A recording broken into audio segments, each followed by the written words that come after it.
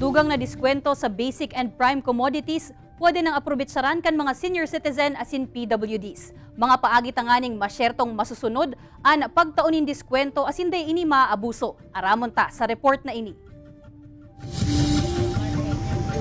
Pebrero kan 2020 kan makuha ni Nanay Lolita ang sa iyang senior citizen card asin purchase booklets.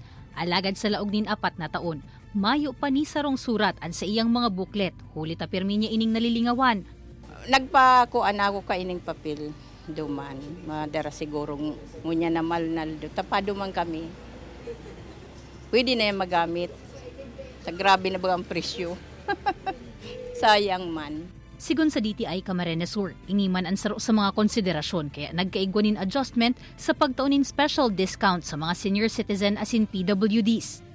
Sa lindong kan pinirmahan pa sa ng Joint Administrative Order kan DTI, Department of Agriculture asin Department of Energy, nakapalaman na hasta 2,500 pesos na maximum na kantidad nin mga binakal na basic necessities and prime commodities an pwedeng tawan nin 5% discount kada semana.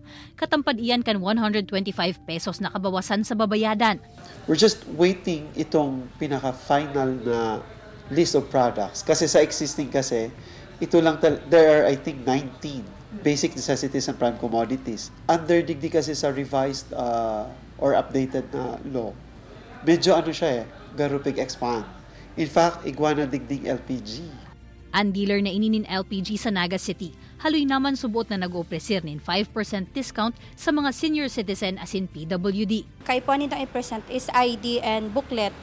Kasi doon kami mabase kang ano ninda, pwede ulit sinda maka-avail ng discount kasi every 5 months lang po talaga to. Sa siring na paagi, masisyerto man kan establishmento na day maaabuso ang pagkuanin diskwento. I-revise man ang listahan sa mga purchase booklet. Nganing magiyahan ang mga establishmento pati na ang mga senior asin PWD sa mga produktong pwedeng matawan nin diskwento. Kaibanan si Jovel Obiso, Jessica Kalinog, Balitang Bicolandia.